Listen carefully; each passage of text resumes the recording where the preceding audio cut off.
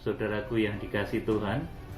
Saat yang berbahagia ini saya akan menyampaikan satu rahasia, bahwa kita sebagai hamba-hamba Tuhan maupun jemaat-jemaat Tuhan di akhir zaman ini harus menjadi serupa dengan anak Allah. Saudaraku, jadi kita tidak sekedar mengkopi saja, tapi bahkan kita harus serupa dengan anak Allah. Ini tujuan kita. Meskipun untuk mencapai tahapan serupa dengan Yesus, itu tentunya melalui tahap demi tahap. Seperti tahap pembangunan bait suci Allah. Demikian pula nanti kita secara pasti tahap demi tahap akan menuju kepada bentuk, menuju kepada satu sasaran, yaitu menjadi serupa dengan anak Allah. Saya akan bacakan Roma pasal 8 ayat 28 sampai 30.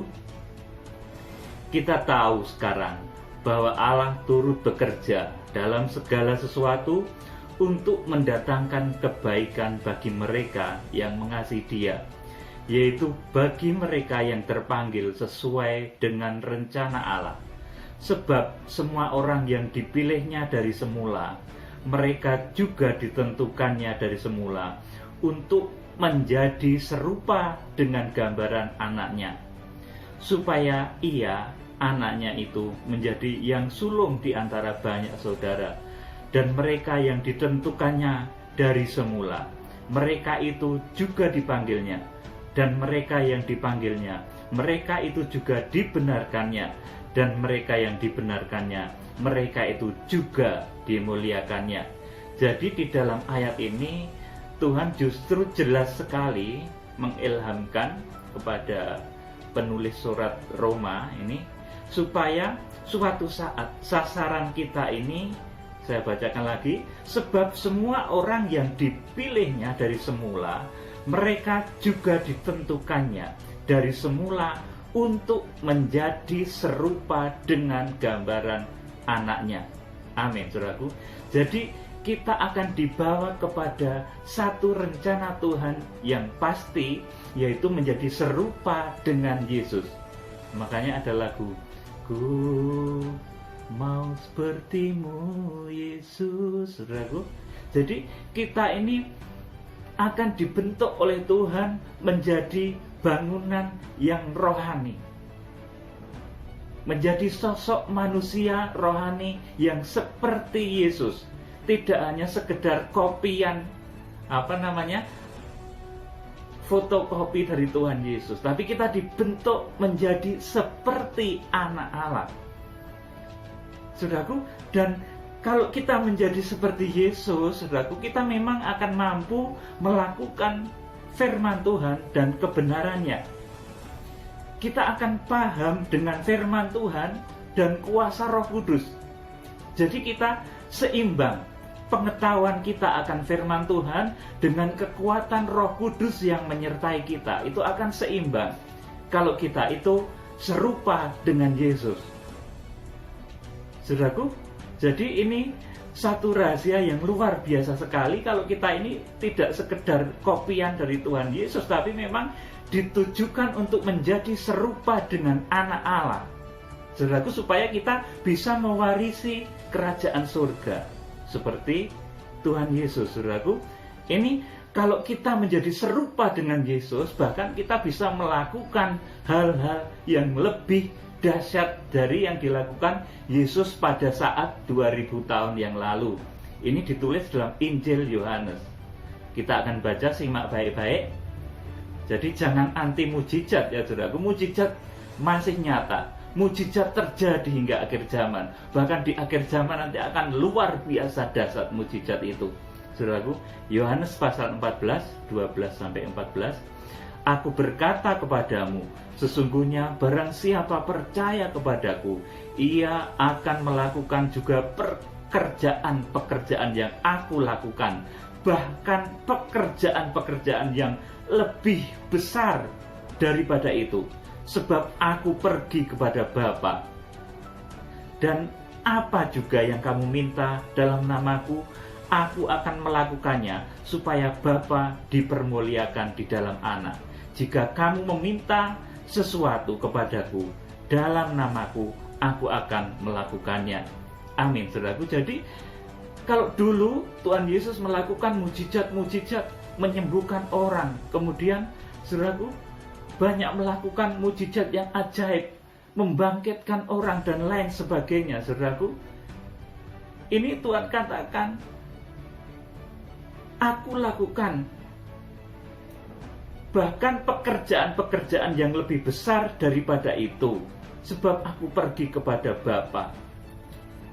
Saya bacakan ayatnya yang lengkap. Aku berkata kepadamu, sesungguhnya barang siapa percaya kepadaku, ia akan melakukan juga pekerjaan-pekerjaan yang aku lakukan, bahkan pekerjaan-pekerjaan yang lebih besar daripada itu, sebab aku pergi kepada Bapa. Amin, saudaraku. Jadi di sini kalau dulu Tuhan bisa meredakan badai, Tuhan Yesus menyembuhkan orang sakit, Tuhan Yesus membangkitkan orang mati, maka saudaraku, untuk hamba-hamba Tuhan yang diurapi di akhir zaman, teristimewa nanti dilantiknya 7 tokoh hamba Tuhan akhir zaman yang akan menjadi pelaksana pekerjaan Tuhan di akhir zaman, akan disertai dengan janji Tuhan, dengan kuasa Tuhan ini, saudaraku, akan melakukan pekerjaan-pekerjaan bahkan yang lebih besar daripada yang dilakukan Tuhan Yesus pada saat itu.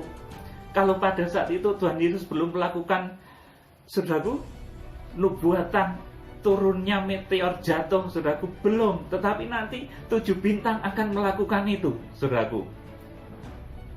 7 bintang yang digenggam di tangan kanan Allah akan melakukan hal itu.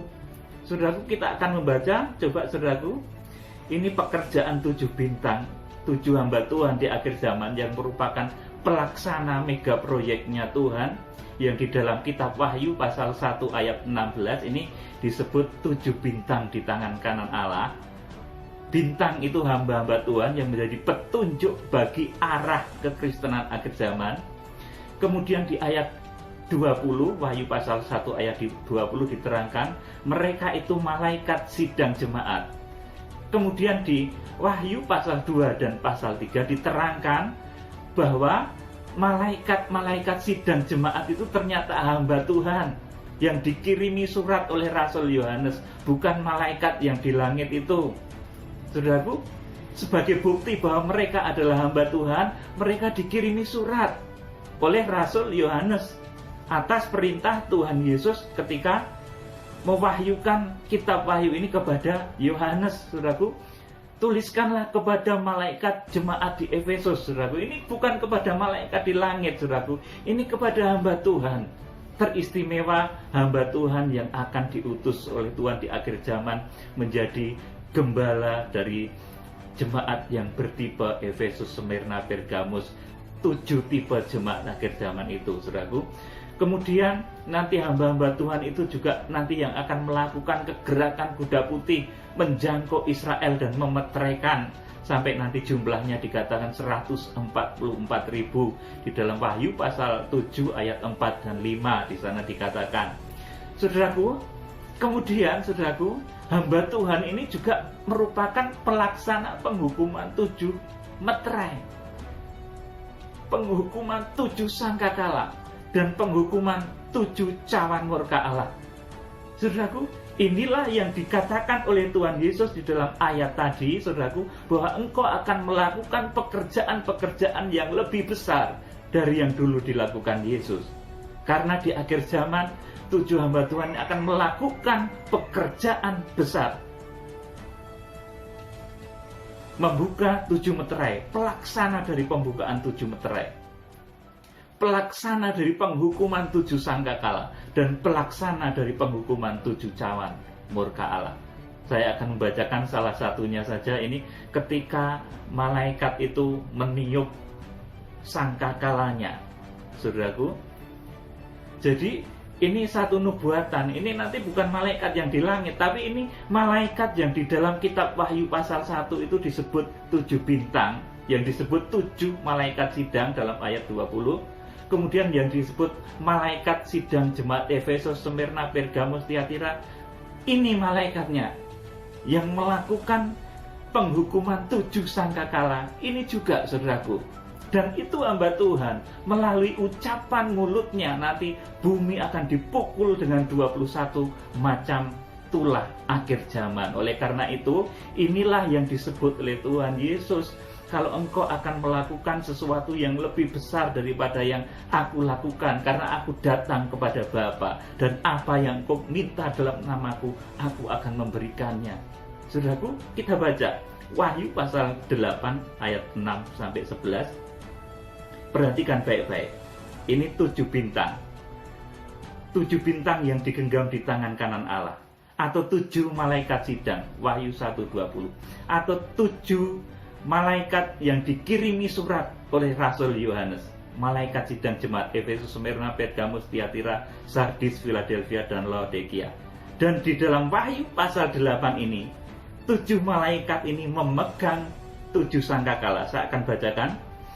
Dan ketujuh malaikat yang memegang ketujuh sangkakala itu bersiap-siap untuk meniup sangkakalanya. Lalu malaikat yang pertama meniup sangkakalanya, dan terjadilah hujan es dan api bercampur darah, dan semua itu dilemparkan ke bumi. Maka terbakarlah sepertiga dari bumi dan sepertiga dari pohon-pohonan, dan hanguslah seluruh rumput-rumputan hijau. Ini belum pernah dilakukan Tuhan Yesus dulu, saudaraku. Tapi ini nanti akan dilakukan oleh 7 hamba Tuhan itu ketika dia bernubuat, karena akhir zaman sudah dekat, untuk menyatakan penghukuman kepada umat manusia yang menolak kasih dan korbannya, saudaraku. Kadang hamba Tuhan tampil seperti Musa seperti ini, saudaraku. Tampil bukan untuk membawa berita senang-senang, yang berkat, yang nanti duitmu banyak, diberkati kamu saya. Tidak, saudaraku. Suatu ketika membawa berita tulah, saudaraku.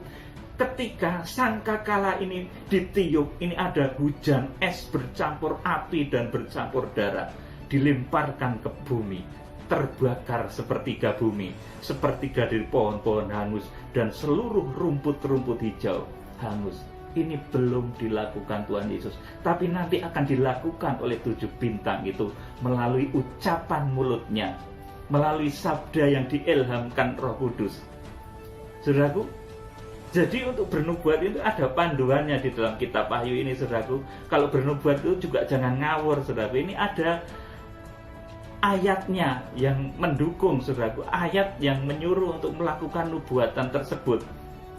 Jadi melalui kita mengerti rahasia kitab Wahyu dengan benar, hamba Tuhan yang disebut 7 bintang tadi, saudaraku, akan tahu kapan dia akan menghukum bumi dengan 7 meterai, kapan dia akan menghukum bumi dengan 7 sangkakala. Karena semuanya sudah ditulis, saudaraku. Kemudian saya baca lebih lanjut. Lalu malaikat yang kedua meniup sangkakalanya, dan ada sesuatu seperti gunung besar yang menyala-nyala oleh api, dilemparkan ke dalam laut, dan sepertiga dari laut itu menjadi darah, dan matilah sepertiga dari segala makhluk yang bernyawa di dalam laut, dan binasalah sepertiga dari semua kapal. Ini juga kekuatan untuk mengubah air menjadi darah, kekuatannya Musa dulu, saudaraku. Ini akan menyertai hamba Tuhan di akhir zaman. Ini tidak dilakukan Tuhan Yesus juga pada waktu 2000 tahun yang lalu. Saudaraku, saya bacakan lagi. Lalu malaikat yang ketiga meniup sangkakalanya, dan jatuhlah dari langit sebuah bintang besar menyala-nyala seperti obor, dan ia menimpa sepertiga dari sungai-sungai dan mata air. Nama binatang itu ialah Absintus, dan sepertiga dari semua air menjadi absintus, dan banyak orang mati karena air itu, sebab sudah menjadi pahit.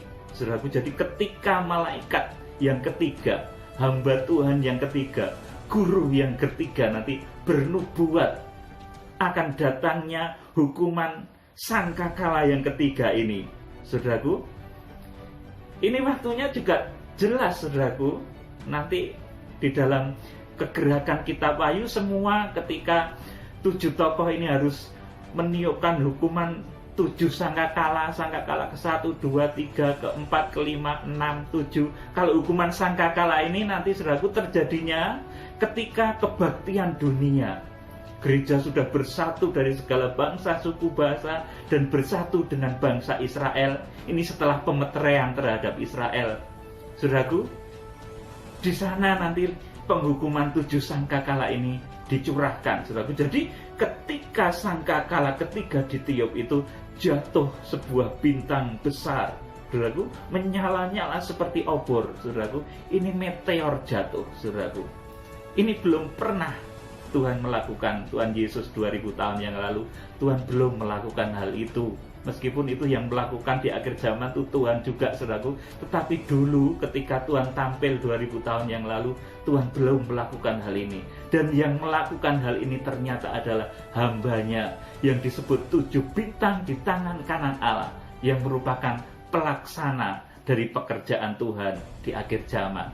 Saudaraku, jadi kalau kita mengerti rahasia kitab Wahyu, nanti kita akan menjadi paham alur cerita, alur kronologis firman Tuhan yang akan segera digenapi. Bagaimana Tuhan mengutus 7 bintang, bagaimana 7 bintang itu menyucikan jemaat-jemaat akhir zaman. Kemudian bagaimana nanti terjadi kegerakan besar, kegerakan kuda putih yang bertujuan untuk memeteraikan Israel. Kemudian bagaimana terjadinya penghukuman 7 meterai, 7 sangkakala, dan 7 cawan murka Allah. Bahkan bagaimana terjadinya saat pengangkatan itu, saudaraku. Semuanya terbuka, jelas, detail, dan sangat kronologis. Ini berkat, saudaraku, pembukaan kitab Wahyu yang disebut oleh Rasul Paulus di dalam Kolose. Ini rahasia dari abad ke abad, dari turunan ke turunan yang sekarang dinyatakan kepada orang kudus. Rahasia kitab Wahyu pasal 1, Tuhan Yesus di tengah-tengah jemaatnya. Tuhan Yesus di tengah 7 kaki dian emas. Tuhan Yesus yang membawa ke-7 bintang di tangan kanannya. Saudaraku, ini rahasia besar. Jadi rahasia diutusnya 7 bintang yang disebut dalam kitab Wahyu sebagai 7 malaikat sidang yang menggembalakan Efesus, Smyrna, Pergamos, Tiatira, Sardis, Philadelphia, dan Laodikia. Itu merupakan rahasia kunci terbukanya kitab Wahyu. Sekali lagi, kenapa ini tidak terbuka dulu-dulu? Kenapa ini tidak terbuka 100 tahun yang lalu atau 50 tahun yang lalu? Karena memang ini akan terjadinya adalah saat kita ini generasi pemenang di akhir zaman, yang diharapkan bisa menyongsong menyambut kedatangan Tuhan Yesus Kristus hidup-hidup. Saudaraku, jadi kita ini harus menjadi serupa dengan Tuhan Yesus. Kita tidak mengkopi Tuhan Yesus, tapi kita bahkan harus menjadi serupa dengan Tuhan Yesus Kristus. Itu ditulis di dalam firman Tuhan tadi, saudaraku, bahwa kita harus menjadi serupa dengan Yesus, karena kita akan dipakai untuk melakukan pekerjaan-pekerjaan seperti yang Tuhan lakukan, bahkan lebih besar dari itu. Tuhan katakan begitu di dalam kitab Injil, saudaraku. Kemudian, saudaraku, saya ini ketawa ini ketika Petrus dulu ini belajar menjadi seperti Yesus, saudaraku. Dia pernah jatuh, saudaraku. Petrus ini murid yang disayang Tuhan. Matius pasal 14 ayat 22 sampai selanjutnya.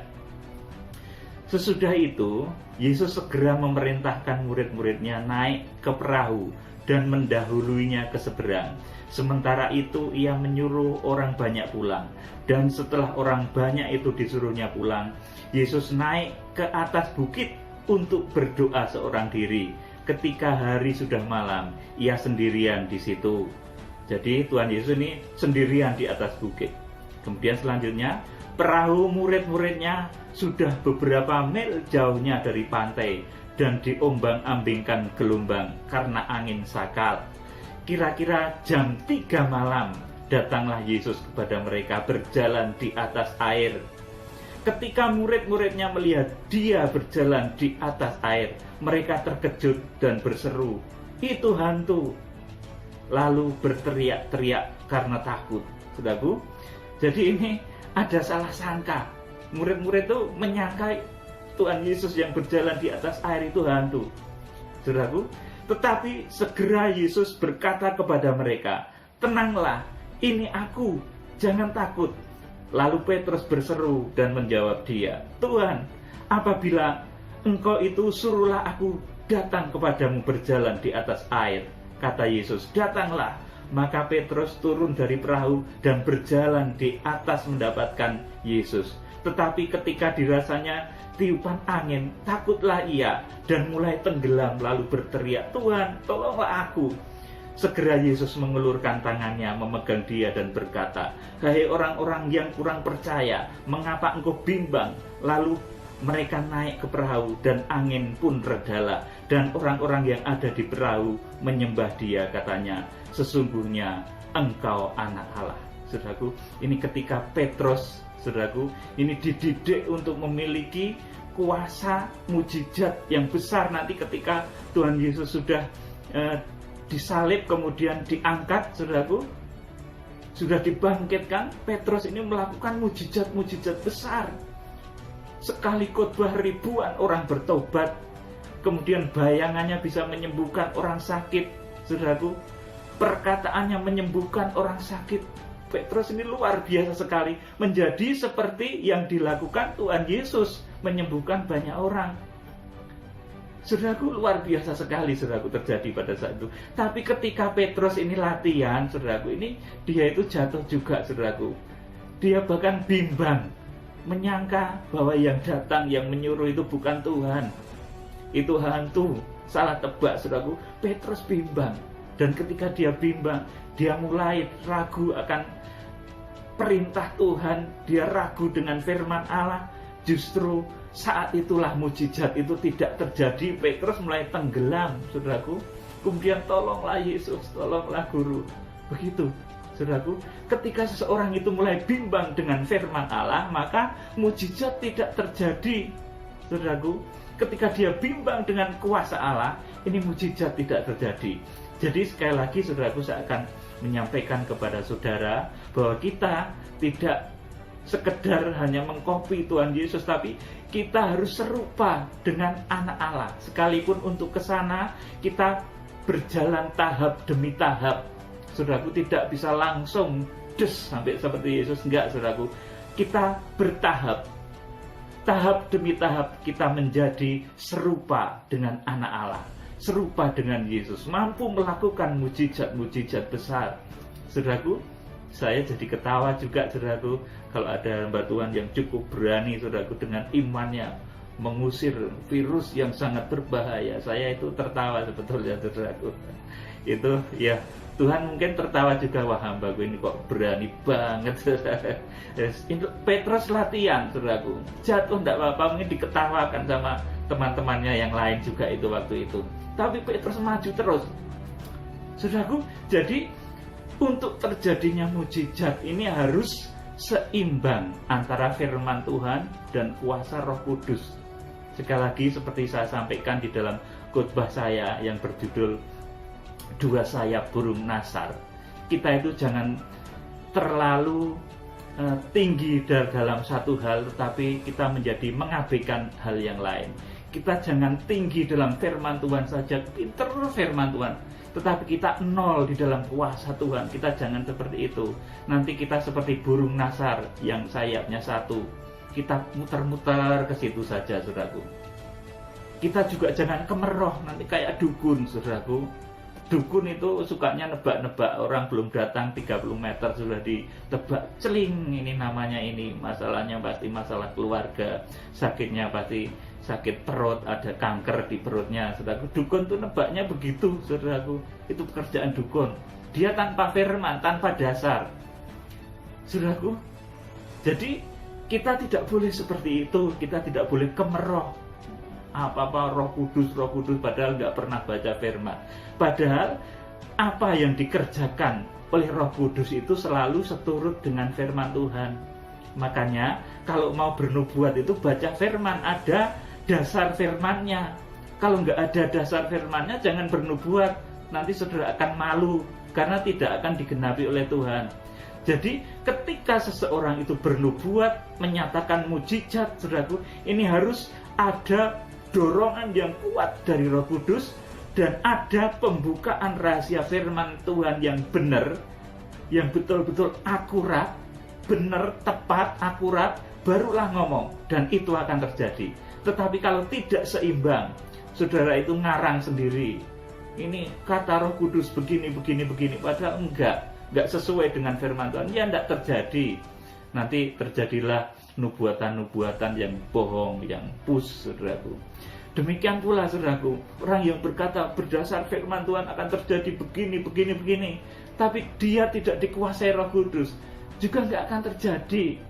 Itu kosong, nubuatan yang kosong. Oleh karena itu, dengan memahami rahasia kitab Wahyu, saudaraku, dengan benar, arah kekristenan akhir zaman dengan benar, hamba-hamba Tuhan itu nanti kalau bernubuat akan ada panduan yang jelas, sehingga kegenapannya akan nyata. Karena kitab Wahyu ini nubuatan besar, saudaraku. Nubuatan bukan hanya nubuatan ecek-ecek, masalah hal-hal yang sepele, tapi nubuatan kitab Wahyu ini nubuatan besar, yang menyangkut periodisasi, yang menyangkut rahasia-rahasia detail, yang menyangkut pembukaan rahasia firman Tuhan secara detail, kronologis. Saat-saat sebelum kedatangan Tuhan ini terbuka dengan jelas lewat rahasia terbukanya kitab Wahyu yang ditandai dengan munculnya 7 bintang yang ada di dalam genggam tangan Tuhan. Saudaraku, jadi kita tidak sekedar mengkopi Yesus, tetapi kita betul-betul akan menjadi serupa dengan Tuhan. Ini perintah Tuhan. Perintah firman Tuhan katakan, menjadi serupa dengan Tuhan. Itulah yang dikehendaki Tuhan. Tidak sekedar fotokopian atau palsu, saudaraku, tetapi menjadi serupa dengan Tuhan. Kalau ngomong ya dan amin, saudaraku, seperti saya contohkan kecil, saya hamba Tuhan kecil, saudaraku, saya tidak ada apa-apanya, tapi ketika saya bernubuat, itu ada dasarnya. Desember tanggal 9, ketika saya menubuatkan akan terjadi satu bencana massal di muka bumi, saudaraku, itu ada dasarnya. Karena ada dosa Sodom dan Gomora yang menyusup di tengah-tengah umat manusia saat ini, saudaraku. Dan itu sangat kuat dorongan itu, saudaraku. Dan karena hal itulah saya ngomong, dan akhirnya betul-betul terjadi, toh, saudaraku. Terjadi. Ini sebagai awal dari kegerakan kitab Wahyu saja. Kita belum masuk dalam kitab Wahyu pasal 1, apalagi Wahyu pasal 6, pasal 7, pasal 8 ini hukuman sangkakala, kita belum masuk, saudaraku. Bagaimana jadinya nanti kalau hamba Tuhan yang disebut 7 bintang itu sudah dilantik oleh Tuhan, dia bernubuat mengenai penghukuman, mengenai 21 cawan murka Allah, mengenai 21 malapetaka akhir zaman, maksud saya 7 cawan murka Allah. Tadi saya salah ngomong, nanti dipotong orang lagi omongan saya, saudaraku. Jadi kita akan menjadi seperti Yesus, tidak hanya mengkopi Yesus, tapi kita akan menjadi seperti Yesus. Itulah kehendak Tuhan di akhir zaman, untuk menjadikan kita mempelai wanita anak domba Allah, orang-orang yang terangkat saat Tuhan Yesus datang. Demikian kiranya Tuhan memberkati. Salam penuaian. Haleluya. Amin.